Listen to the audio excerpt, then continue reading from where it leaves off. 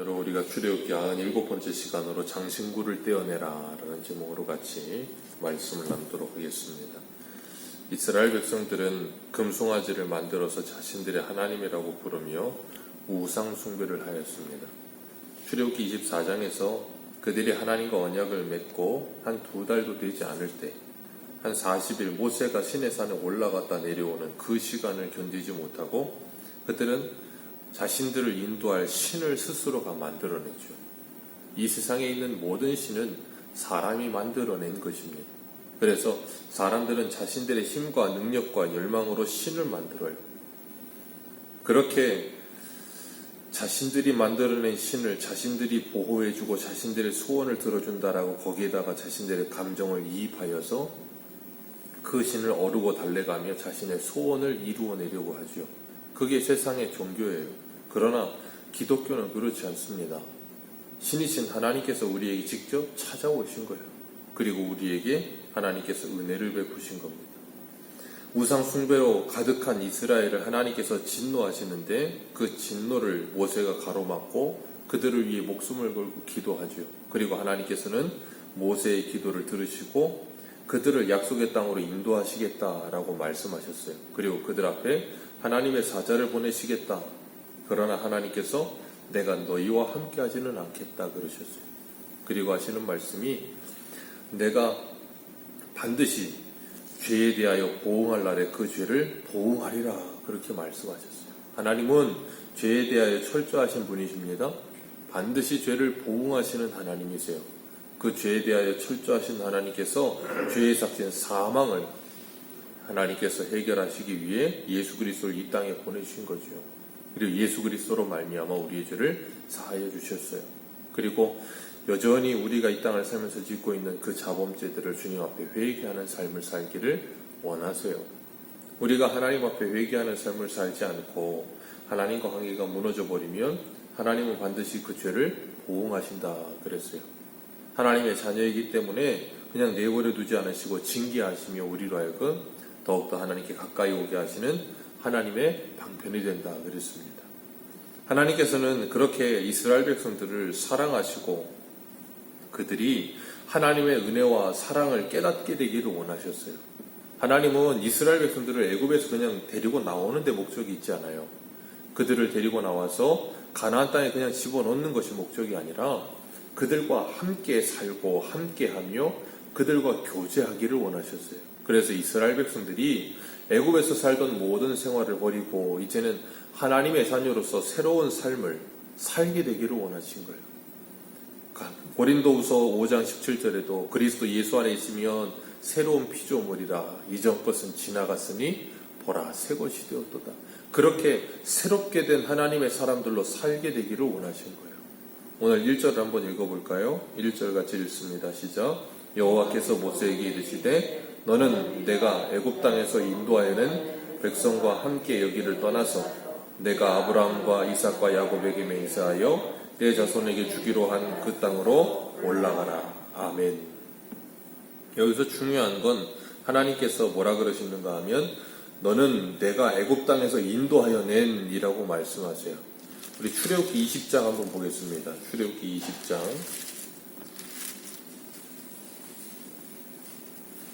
2절입니다. 20장 2절 같이 한번 읽겠습니다.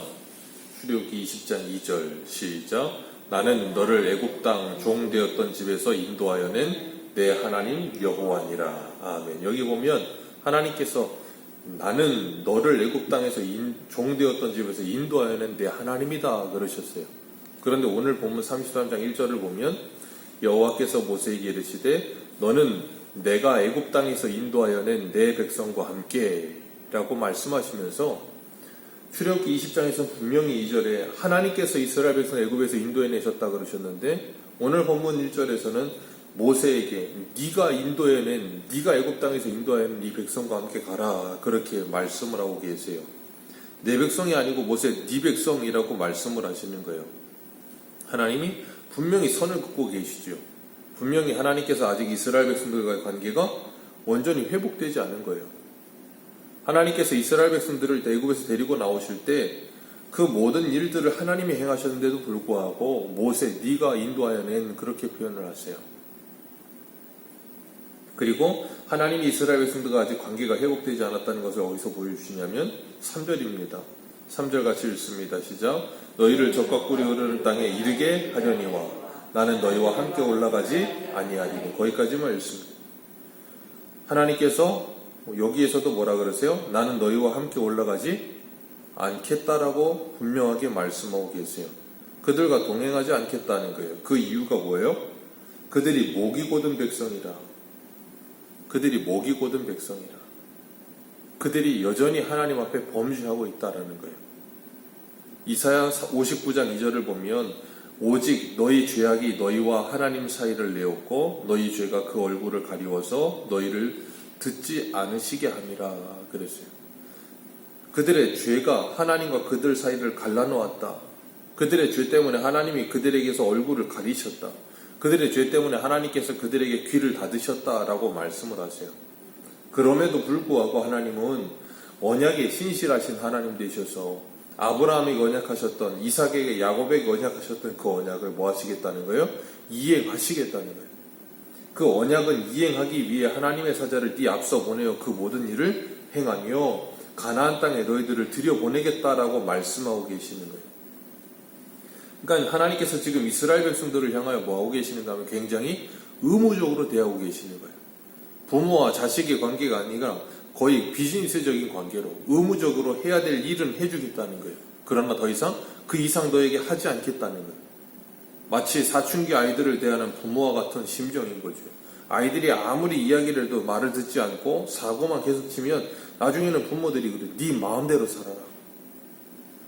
네 마음대로 살아라 그런다고 정말 그런 마음이 아니죠. 부모가 그런 말을 할 때에는 마지막 최후의 보루와 같이 극단적인 말로 그렇게 표현하는 거예요. 근데 그 말을 알아들으면 참 다행인데 못 알아들으면 답이 없죠.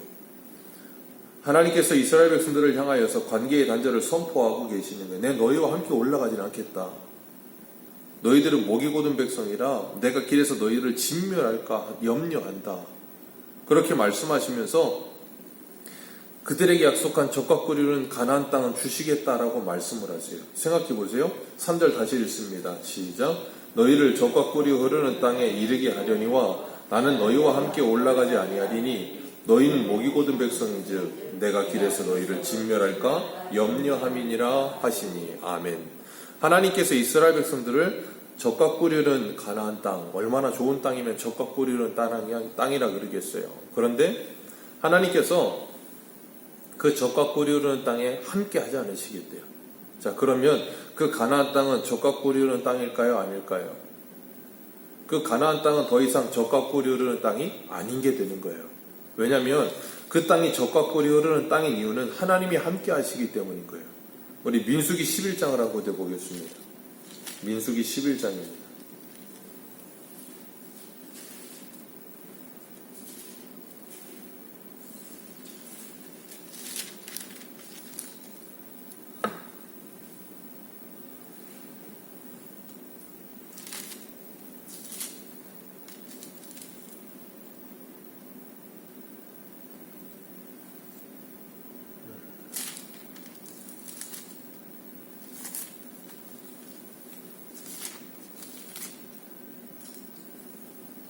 죄송합니다. 신명기 11장입니다. 민수기가 아니고 신명기 11장 10절. 신명기 11장 10절입니다.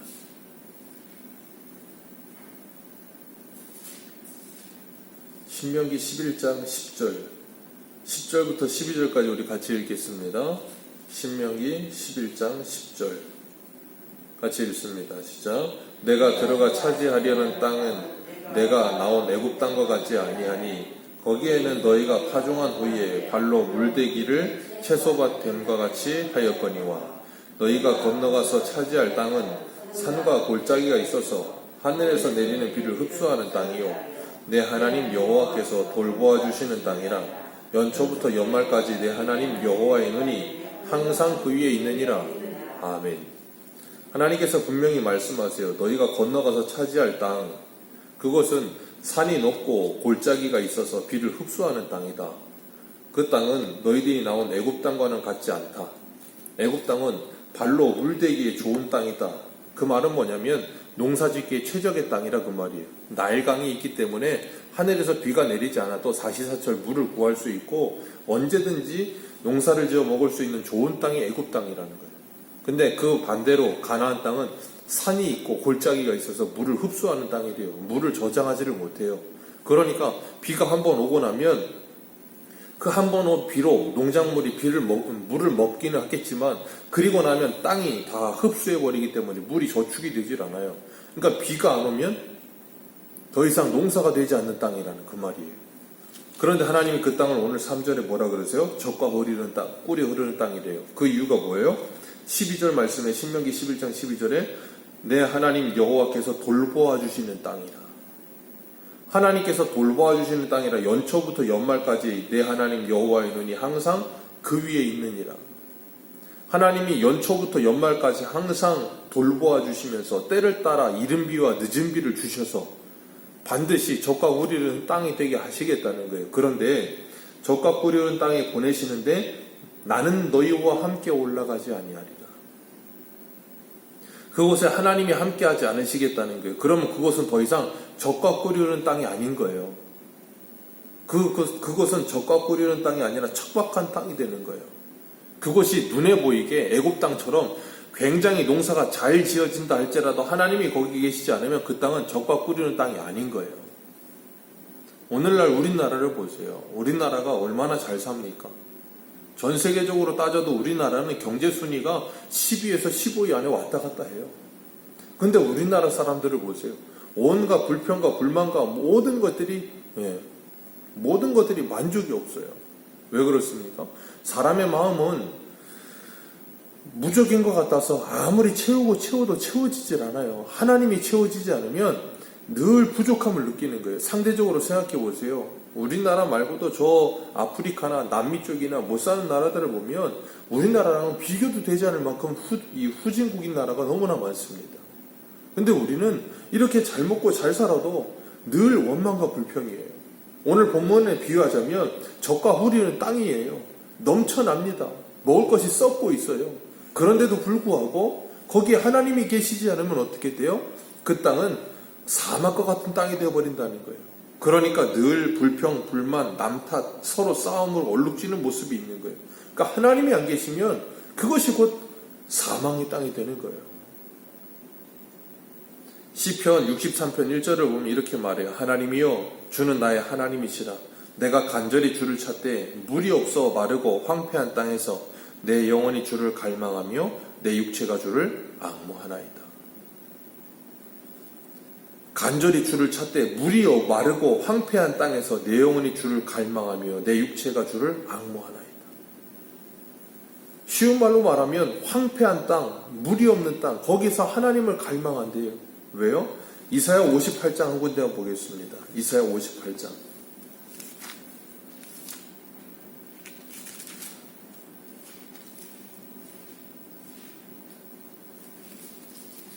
이사야 58장 11절입니다. 이사야 58장 11절 같이 읽습니다. 시작. 여호와가 너를 항상 인도하여 메마른 곳에서도 내 영혼을 만족하게 하며 내 뼈를 견고하게 하리니 너는 물된 동산 같겠고 물이 끊어지지 아니하는 샘 같을 것이라. 아멘. 여기 분명히 말씀하세요. 여호와가 너를 항상 인도하여 메마른 곳에서도 내 영혼을 만족하게 하며 내 뼈를 견고하게 하리니 물된 동산 같겠고 물이 끊어지지 아니하는 샘 같을 것이라.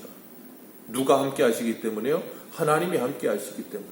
그러면 하나님이 함께 하시기만 하면 메마른 땅이든 황폐한 땅이든 거기가 뭐라는 거예요? 젖과 꿀이 흐르는 땅이라는 거예요. 그래서 물된 동산 같고 물이 끊어지지 않는 샘 같을 것이라. 예수님께서 요한복음 7장에 말씀하시죠. 나를 믿는 자는 그 배에서 생수의 강이 흘러나리라. 그게 누구를 말한다 그랬어요? 성령을 말씀하십니다. 그렇기 때문에 성령이 임한 하나님의 사람들은 뭐예요? 메마른 땅을 걸어간다 할지라도 젖과 꿀이 흐르는 땅이 되어 살아가는 거예요. 하나님이 계시기 때문에. 그래서 사도 바울이 빌립보서 4장에 뭐라 그래요? 내가 풍부에 처하든지 빈곤에 처하든지 일체의 비결을 알았나니 내게 능력 주시는 자를 따는 뭐든지 할 수 있느니라. 왜요? 하나님이 함께 하시기 때문에 어디를 가나 젖과 꿀이 흐르는 땅. 어디를 가나 물된 동산이 되어 있다는 거예요. 그래서 우리 찬송가에 뭐라 그래요? 그 어디나 하늘나라. 왜요? 하나님이 계시기 때문에. 그러니까 우리가 이 땅을 살아가면서도 사랑하는 사람과 함께하면 그것이 굉장히 환경이 열악하다 할지라도 기쁨이 넘치지만, 사랑하는 사람이 없으면 환경이 아무리 좋아도 기쁨이 없어요. 누구와 함께 하느냐, 그것이 중요하다는 거예요. 오늘 3절에서 주님이 그거 말씀하시는 거예요. 적과 꿀이 흐르는 땅은 주겠다. 그런데 하나님이 너희와 함께 하지 않겠다. 그게 비극이에요. 세상 사람들은 이게 희극이라고 생각할 거예요. 하나님은 필요 없다. 적과 꿀이 흐르기만 하면 된다. 근데 그때부터 멸망인 거예요. 근데 사람들은 그걸 모르죠. 그러다 보니까 아무리 좋은 환경이 와도, 아무리 이 여유로운 무엇이 있어도 늘 불평과 불만과 관계가 깨어짐과 지옥 같은 삶을 살 수밖에 없는 거예요. 그러니까 우리가 잊지 말고 기억해야 될 게 뭐냐면, 내 상황과 환경을 원망하고 불평하며 문제와 사람과 누구 남 탓을 할 것이 아니라 누구의 문제냐면 나의 문제예요. 내가 지금 하나님과 함께 하느냐, 내가 지금 하나님과 함께 하지 않고 있느냐, 그 문제지 소유에 있고 없고의 문제가 아니란 말이에요. 근데 사람들은 자꾸 속아요. 소유에 있고 없고 때문에 이런 문제가 있다고 생각해요. 그러다 보니까 돈에 집착하는 거예요. 돈만 많으면 행복해질 수 있다. 뭐만 있으면 될 것이다 라는 말도 안 되는 착각에 빠져서 거기에 몰두하고 하나님과 관계를 회복할 생각을 하지 않아요. 그러니까 여유는 좀 생겨서 적과 꿀이 흐르게 됐는데 하나님은 없어. 그러니 만족은 없는 거예요. 그럼 뭐예요? 공허해지는 거예요, 사람. 내가 뭐 했나? 나는 왜 이렇게 뭔가를 이룬 것 같은데 뭔가 아무것도 없는 것 같은가? 그게 바로 저주라는 걸 모르는 거예요. 그런데 오늘 이스라엘 백성들은 하나님이 그렇게 말씀하시니까 뭐예요? 4절 말씀 같이 읽겠습니다. 시작. 슬퍼하여 한 사람도 자기 몸을 단장하지 아니하니. 아멘. 그래도 이스라엘 백성들에게 이 충격요법이 먹힌 것 같아요. 하나님께서 이렇게 무섭게 준엄한 말씀을 하시니까 그들이 그 말씀을 듣고 덜컥 겁을 내고 슬퍼하며 한 사람도 자기 몸을 단장하지 않았다라고 말씀하세요. 그러니까 하나님이 안 계시면 적과 꿀이는 땅에 무슨 의미가 있느냐? 적어도 그 정도는 조금 깨달은 건지 어쨌든 이렇게 이야기하고 있어요. 그러면서 하나님께서 그들에게 단장하지 않은 그들에게 말씀하세요. 너희들은 목이 곧은 백성이다. 한순간이라도 너희들 가운데 너희 함께하면 너희들을 진멸할까 한다. 그러니 너희는 장신구를 떼어내라. 그렇게 말씀하세요. 너희들의 몸에서 장신구를 떼어내라. 이 장신구가 뭘 의미하냐면 출애굽기 방금 전에 33장에서 금송아지를 만들 때 뭘로 만들었어요? 그들의 금귀고리와 금반지요. 그들의 몸을 치장하는 장신구요. 그걸 가지고 금송아지를 만들었었다고요. 하나님께서 그걸 제거하라 하시면서 뭐하고 계시는 건가 하면 그들이 우상 숭배를 할 수 있는, 그들이 죄를 지을 수 있는 모든 씨앗을 다 모아요 제거해 버리시는 거예요. 그러니까 죄는 그 모양이라도 버리라 라고 주님께서 말씀하신 것처럼 하나님께서 지금 이스라엘 백성들에게 그 죄를 지을 수 있는 기회마저도 다 끊어버려라 라고 말씀하고 계시는 거예요. 오늘을 살고 있는 우리들에게도 주님께서 장신구를 제거해버려라 라고 말씀하시는 거예요. 생각해보세요. 몸의 장신구는 아무 의미가 없어요. 금관지, 금귀걸이 차고 사막을 걸으면 무슨 의미가 있습니까? 사막을 걷는데 금반지, 금귀걸이 필요 없어요. 그건 있어도 그만, 없어도 그만이에요. 그런데 그들의 몸은 하나님과 함께 해야 그들의 영혼의 만족함을 누리고 하나님이 그들을 인도하시고 보호하시기 때문에 금반지, 금귀걸이는 없어도 하나님만 계시면 되는 거예요. 그게 하박국의 고백이잖아요. 하나님께서 지금 그들에게 그걸 깨닫게 하시기를 원하시는 거예요.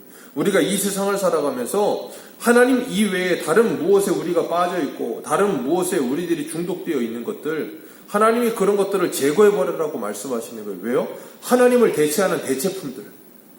하나님이 아니어도 얼마든지 나를 기쁘게 하는 것, 하나님이 아니어도 얼마든지 나를 위로해 주는 것, 하나님이 아니어도 얼마든지 나에게 만족을 주는 것, 그 모든 것들. 그래서 하나님이 있어야 할 자리에 우리가 다른 것들을 올려놓고 그것으로 위안을 삼고 기쁨을 얻고 즐거움을 얻는 그 모든 것들. 카야 알드먼이라고 하는 사람은 그래서 그걸 거짓 신들의 전쟁이라는 책을 썼어요. 그걸 가지고 사람들이 하나님 외에 다른 것으로 만족을 누리는 그런 모든 것들은 우상이다. 하나님이 그걸 뭐하라 그래서 지금 제거해버려라라고 말씀하고 계십니다. 그리고 하나님과의 관계를 회복하라는 거예요.